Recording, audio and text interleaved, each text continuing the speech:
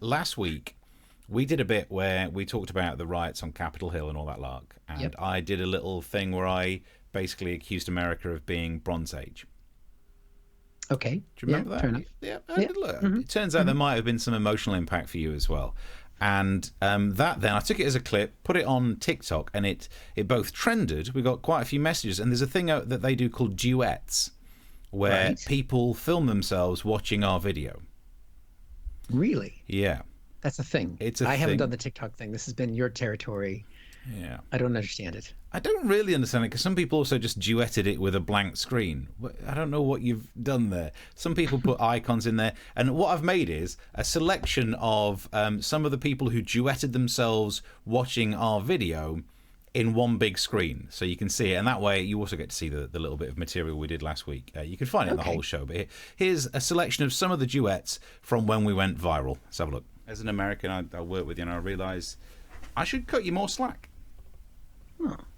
You're a young country.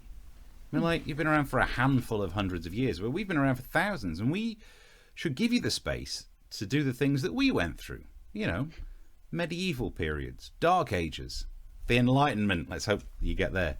At the moment, I've looked at what I saw yesterday, and I think as a civilization, you are slightly post-Bronze Age. Thanks. Because you're clearly still in tribes that like to fight each other, but you can use tools. So, you know, you'll get there. Hang in there, Eric. That's what I say to you. I thought you were being sincere for a little bit. I thought you would. I thought you were going to actually... I mean, that was weird, wasn't it? Because it's the closest we've had to actually seeing a live audience for so long. Wow. It's kind of strange.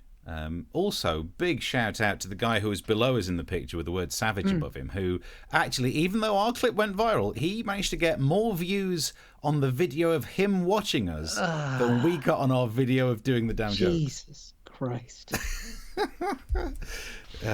Dear. Why aren't we just making cat videos, Steve? Because I don't have a cat. We ride all day. You got a dog, scare them off. Yep. Get a fucking cat. We could just watch videos and get more views. Anyway. So from all that, and look, there were loads of comments and loads of them had a go at me for being British, and like, it's amazing. It's almost as if they think I didn't get the hypocrisy that I was doing. But fair enough, right? And some people are in favour of it, some people are against. It's been an interesting, little period of going viral, and so I realise I need to apologise. And I'm a big enough man to say when I was wrong. And I was very wrong because you can't use tools. And I knew that when I saw this in the news. An Alabama man who was in attendance during that insurrection apparently had a heart attack after he accidentally tased himself in the testicles. Now, that's not a great example of being able to use a tool, is it? And I have a lot of sympathy for that kind of mentality because who hasn't sat there thinking, wonder what that'd be like on my testicles? So this is a great reason to never buy a taser, because at some point you're going to think, I could get rid of some of the hairs using this thing. And a lot of people go through life wondering, what would something be like if I put my testicles on it? And psychologists say it's similar to what happens with babies. They go through that phase where they're just putting things in their mouth all the time, the oral phase, because they are experiencing the world through their mouth. Then some middle-aged men experience the world through putting their testicles on or in things, which is why that middle-aged man should never go anywhere near that baby. Solved a problem.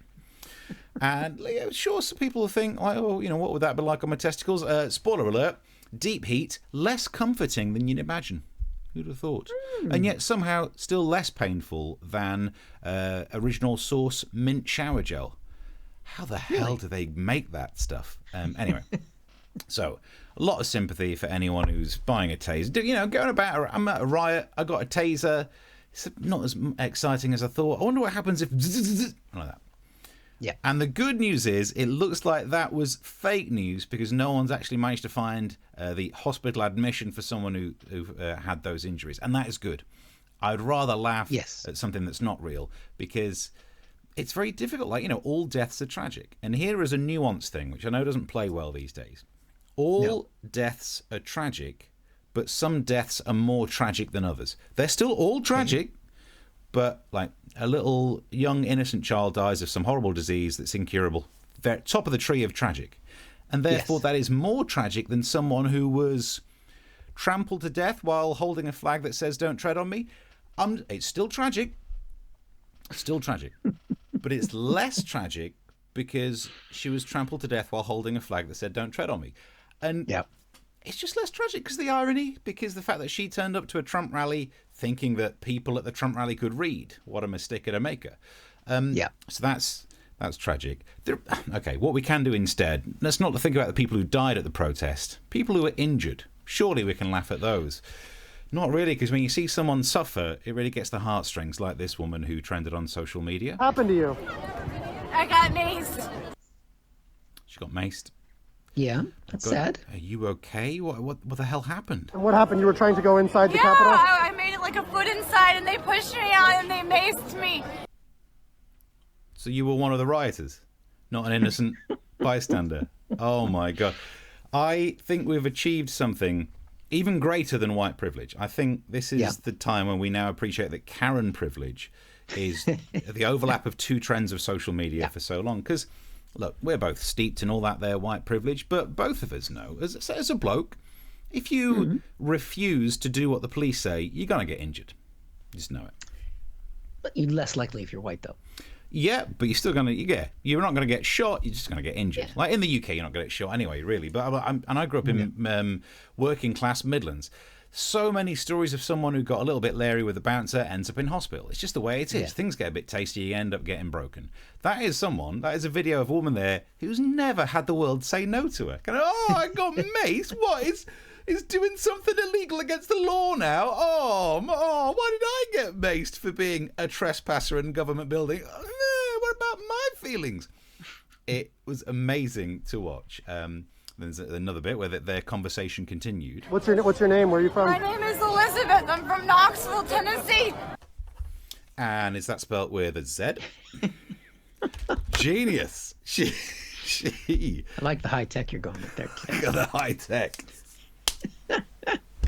Quick, do it before the video's over. She gave out her address. Look at that. That is, again, someone who's never been too worried about being the criminal. And then the conversation ends with this. And why did you want to go in? We're storming the Capitol. It's a revolution. Oh, it's a revolution. I got maced during... Why didn't the government just give in? Why should I have any resistance when I'm trying to overthrow a government and they use some peppers, but they slightly seasoned me. So it was amazing to watch. But there's a conspiracy within a conspiracy. Then there's this bit. Pay attention to see if you can see what people were very... There are two reasons I'm playing this little clip. Pay attention to what she's doing with her eyes, but also it's just fun to have a listen to it. Okay. It's quite fun. If you look in there, what's in the towel? People have said that is an onion. And the theory is that she was holding an onion in there when she said that she was maced. Now, some people think it was for faking. I don't think it was fake. Because there were reports that on QAnon websites and QAnon discussion boards, they tell these rioters to take onions with them, because if you get maced or pepper sprayed, you rub the onion in your eyes and it will counteract the mace. Now, I used to be a chemist, and even I couldn't be bothered to look that up because I just want it to be true. I want it to be the case that hopefully it doesn't help. But some troll has, instead of just being like QAnon's rubbish, have gone onto their websites and told them all that in the event of being maced, rub onion into your eyes. And while you're at it, if ever you accidentally tase yourself in the balls, I'll tell you what'll cure that. 9-volt battery up the arse. Have a crack at that. If you can't do that, use the mains. Hey. So, I mean...